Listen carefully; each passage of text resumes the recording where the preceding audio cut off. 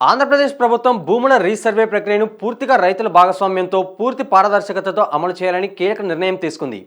Notification 13 ప్రకారం భూముల resurvey రైతుల సమ్మతితోనే ప్రారంభమై రైతుల ఆమోదంతోనే ముగియనుంది.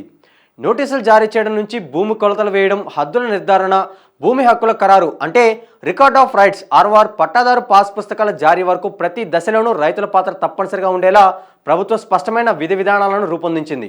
భూముల కొలతలకు ముందే ఈకేవైసీ ఆధారంగా రైతులకు వాట్సాప్, సాధారణ మెసేజ్ల ద్వారా ముందస్తు సమాచారం అందించడంతో పాటు భూమి కొలతలు చేపట్టే తేదీ, సమయాన్ని కూడా స్పష్టంగా తెలియజేస్తారు. సర్వే పూర్తయ్యాక ప్రతి భూమికి ల్యాండ్ పార్సిల్ మ్యాప్లు తయారు చేసి గ్రామ సభల్లో రైతుల సమక్షంలోనే వాటిని ప్రదర్శించి వివరాలు చదివి వినిపిస్తారు. ఈ దశలో రైతులు ఏవైనా అభ్యంతరాలు లేదా సందేహాలు వ్యక్తం చేస్తే వాటిని అక్కడికక్కడే పరిష్కరించి ఆ తర్వాతే భూమి హక్కుల ముసాయిదా రికార్డులను ఖరారు చేస్తారు. ఈ మొత్తం ప్రక్రియను వేగంగా, ఖచ్చితంగా పూర్తి చేయాలనే ఉద్దేశంతో రీసర్వే కాలాన్ని 90 రోజుల నుంచి 143 రోజుల వరకు పెంచినట్లు రెవెన్యూ శాఖ మంత్రి అనగాని సత్యప్రసాద్ తెలిపారు. ఇప్పటి వరకు 3 దశల్లో 2097 గ్రామాల్లో రీసర్వే పూర్తయిందని, ప్రస్తుతం మరో 1613 గ్రామాల్లో కొనసాగుతుందని ఆయన వెల్లడించారు.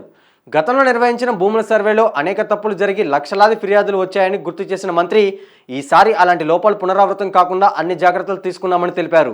ఈ క్రమంలోనే కొత్తగా జారీ చేసే పట్టాదారు పాస్ పుస్తకాలపై రాజముద్రతో పాటు క్యూఆర్ కోడ్ ముద్రించి దాన్ని స్కాన్ చేస్తే భూమికి సంబంధించిన రియల్ టైం సమాచారం వెంటనే అందుబాటులోకి వచ్చేలా ఏర్పాటు చేస్తున్నట్లు చెప్పారు. గ్రామ సభల ద్వారా రైతులకు పూర్తి అవగాహన కల్పిస్తూ వారి ఆమోదంతోనే భూముల రీసర్వేను పూర్తి చేయడం వల్ల భూముల రికార్డులు మరింత నమ్మకంగా, తప్పు లేకుండా పూర్తిగా పారదర్శకంగా మారతాయని ప్రభుత్వం ఆశిస్తుంది.